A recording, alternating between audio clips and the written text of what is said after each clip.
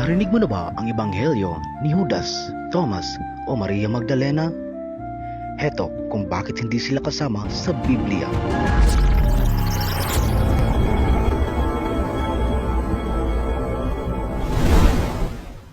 Noong unang panahon, kahit sa mga unang araw ng Kristyanismo, maraming sulatin ang lumalabas na nag-aangking nagkukwento tungkol kay Jesus. May iilan na tinawag na ebanghelyo, pero hindi sila Mateo, Marcos, Lucas o Juan.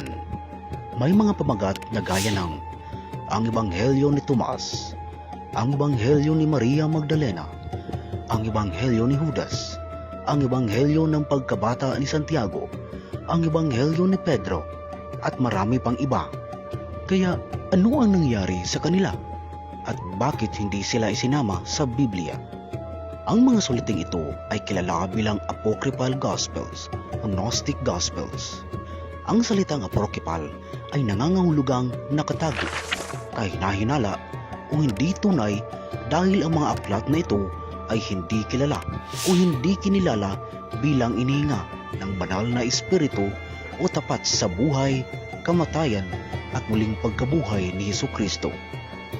Bakit hindi? Dahil karamihan sa mga ito ay naisulat ng matagal matapos mabuhay si Jesus. Minsan 100 hanggang 300 taon pa ang lumipas at hindi rin isinulat ng mga nakasaksi o ng mga apostol.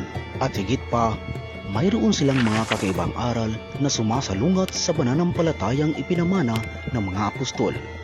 Halimbawa, ang ebanghelyo ni Tomas ay hindi kwento ng buhay ni Jesus, kundi 114 na sikreto at mystical na kasabihan, nagtuturo ng kaligtasan sa pamamagitan ng nakatagong kaalaman at hindi sa biyaya.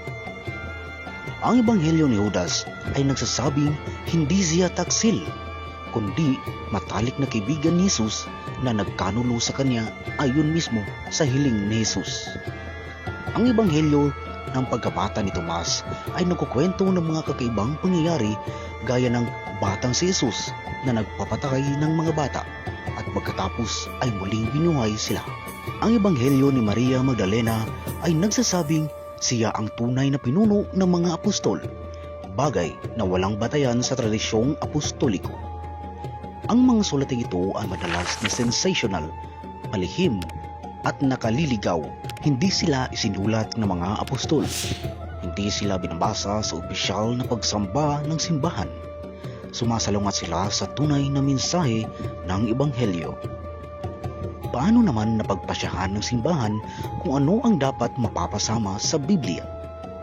Ang mga obispo ng unang simbahan na ginagabayan ng banal na espiritu ay maingat na nagsusuri kung aling mga sulatin ang tunay na inihinga ng Diyos.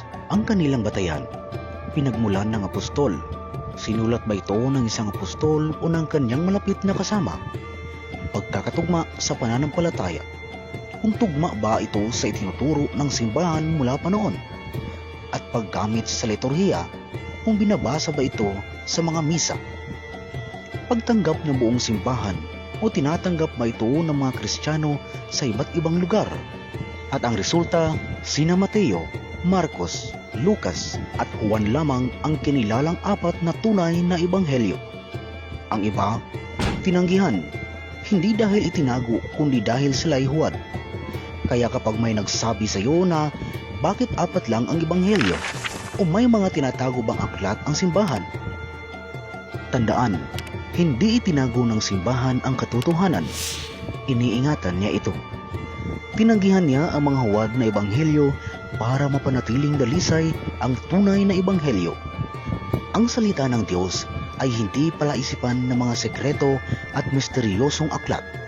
Ito'y malinaw at nakapagliligtas na katotohanan ni Hesukristo. Ipinasa ng tapat, pinangangalagaan ng simbahan at buhay pa rin hanggang ngayon.